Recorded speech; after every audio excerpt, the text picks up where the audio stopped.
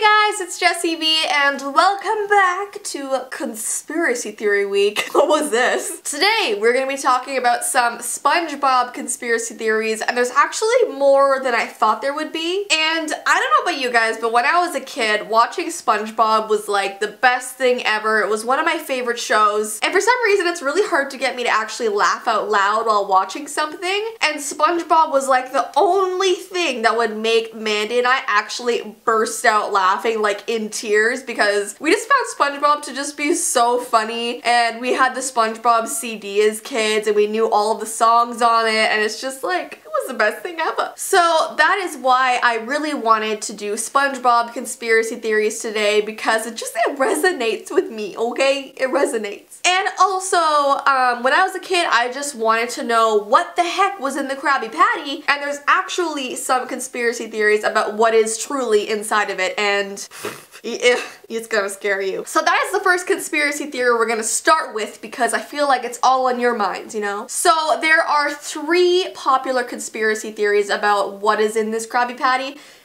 Just making sure I'm actually holding 3 fingers up, because it seems like I always put up 4 when I'm saying 3, because, you know, I did go to school. I just remember being so frustrated when SpongeBob or Plankton would really try to figure out what the secret ingredient was, and they would get so close, and just when they're about to find out, the episode would like end or something else would happen, and you just wouldn't know. So it drove me crazy. Like, I literally lost sleep over it sometimes at night as a kid.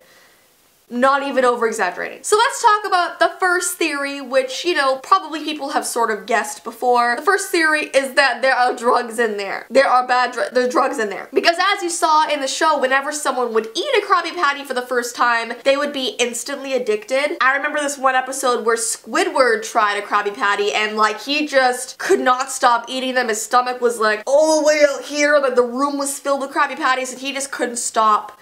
He couldn't stop. And that is what happens when people get addicted to drugs. Like, they don't start eating Krabby Patties. I mean, like, when you're addicted, you can't stop having what you're addicted to, you know what I mean? And that would also make sense why they would keep the ingredients so secret, because obviously it's a crime. If anyone found out, Mr. Krabs would go to jail, you know, the whole thing would be bad. So they gotta keep it under wraps, you know? The second theory is actually very disturbing. When I read it, I had to like sit back for a second and be like, what? So let's start with this. When a whale dies, its carcass can fuel an entire ecosystem for a very long period of time. And we all know it's weird that Mr. Krabs has a whale for a daughter, but there is never a mention of Pearl's mother or how she came under the guardianship of Krabs. So the theory is, it's so gross. Are you sure you want to hear this? If you don't want to hear this, pause now. Go do something else. The theory is that Mr. Krabs stumbled upon the carcass of Pearl's mother. So he stumbled across this huge whale carcass and built his restaurant around it. He also came upon an infant Pearl and adopted her as his own, perhaps for malicious intent. But basically, he has been profiting off the sale of whale meat that is, you know, in his Krabby Patties, because it seems like the entire ocean loves when a whale dies, because whale meat is so yummy. So Mr. Krabs thought, why not put that whale meat in a burger? You know, that was his great idea. And he also has a plan for when Pearl's mother's whale meat runs out. It's a very disturbing plan, but basically once his daughter is fully grown, she's gonna go off to college. Everyone's gonna think she went off to college, but Mr. Krabs is just gonna use her as whale meat.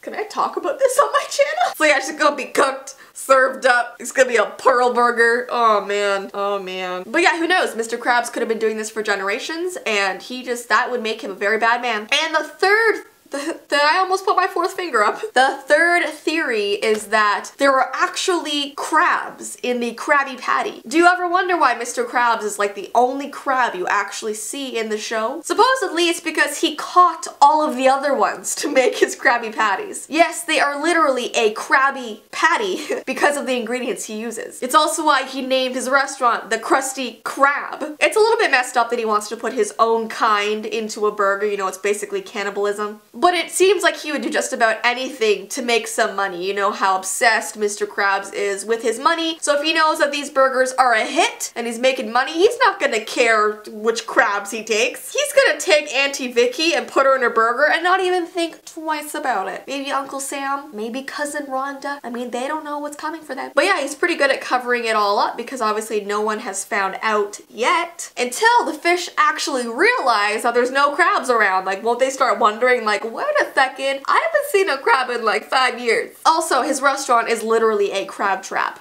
So, take that in. So, let's move on to the second theory, which, you know, we're not talking about Krabby Patties anymore, we have moved on. It is that SpongeBob is based on the 7 deadly sins. So, let's start with the sin pride, which is supposed to be Sandy. Pride is a deep satisfaction derived from one's own achievements. Sandy is deeply proud of her home country, her athletic abilities, and her career as a scientist. Then we have greed, which would obviously be Mr. Krabs. Greed is the selfish desire for something, especially wealth or power. Krabs fits this sin perfectly since he is obsessed with collecting money just so he can have riches for himself. Then we have lust, which is Pearl. Pearl is depicted as boy crazy and obsessed with male fish. And then there's envy, which is Plankton. He always wants to have what Mr. Krabs has. I literally just bit my lip out. Envy is a desire. Plankton is deeply envious of the success that his rival Mr. Krabs has achieved. Then we have gluttony, which I always feel like I'm saying wrong. Gluttony? Apparently this one is Mrs. Puff, and I kind of feel bad for this one because, I don't know, the things it says gluttony is the overindulgence of food. Mrs. Puff is shown to adore food from chocolate cake to pizza. You know, that's why she's a puffer fish. She puffs up. That's kind of mean. Then we have wrath, which is Squidward. Wrath is uncontrolled feelings of anger or hatred. Squidward hates his life, his job, his neighbors, and practically everything else about Bikini Bottom. And then we have sloth, which last but not least is Patrick. Sloth is excessive laziness. Patrick is ridiculously lazy. He is unemployed, lives under a rock, and sleeps a lot. Literally me. The next theory we have is the death theory. This theory is a possible explanation for what fans perceive as a negative change in SpongeBob's personality from the 4th season onwards. And it's interesting because when I used to watch SpongeBob as a kid, I really enjoyed seasons 1 to 4. The first few seasons were always just better in my eyes. And when season 5 started, I really did notice that SpongeBob's personality kind of changed, and it made me a bit more disinterested in the show. I didn't watch SpongeBob as much in the later seasons. He is initially an intelligent and capable character, but becomes increasingly stupid as the show progresses. The theory suggests that SpongeBob actually died during the 2004 famous death scene, and he is apparently replaced by a child of his, because if you guys didn't know, sea sponges can reproduce without a significant other. Like, they can just pop out babies, like just being a single sea sponge. If that makes any sense. So apparently season 5 onward is actually his kid, which obviously looks like him because SpongeBob is the father, but it's not actually SpongeBob, but people still call him SpongeBob, which is why SpongeBob's personality changes and why he never seems to age. It also explains why he suddenly becomes extremely stupid, because he is a child. He's not actually an adult anymore. So I know what death scene they're talking about in 2004, so we're just gonna watch it quickly because I kind of want to see. But if this is Shell City, then where's the crown? Oh my gosh, I loved this movie. Neptune's crown. This is Shell City. We did nothing. I like cried during this. You have no idea. I guess we did. We did all right for a couple of goofballs. It's so sad. I'm gonna cry as an adult. I'm a goofy goober, yeah. I'm a goofy goober, yeah. Oh my gosh. We're all goofy goobers, yeah. Oh my gosh, the heart from their tears. Goofy, goofy, goober, goober.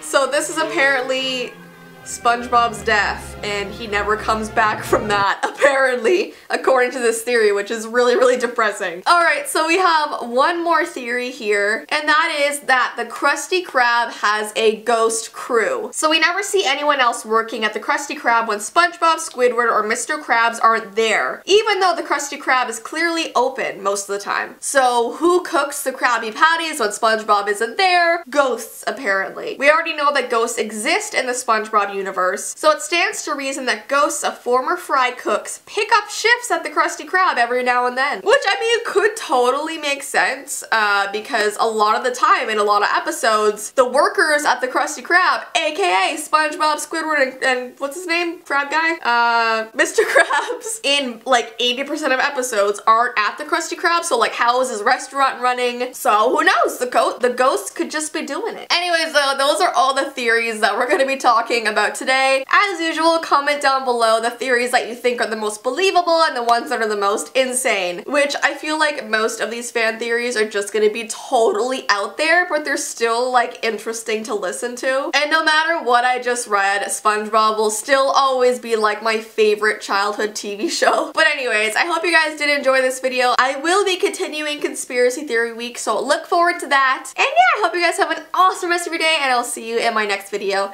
Bye!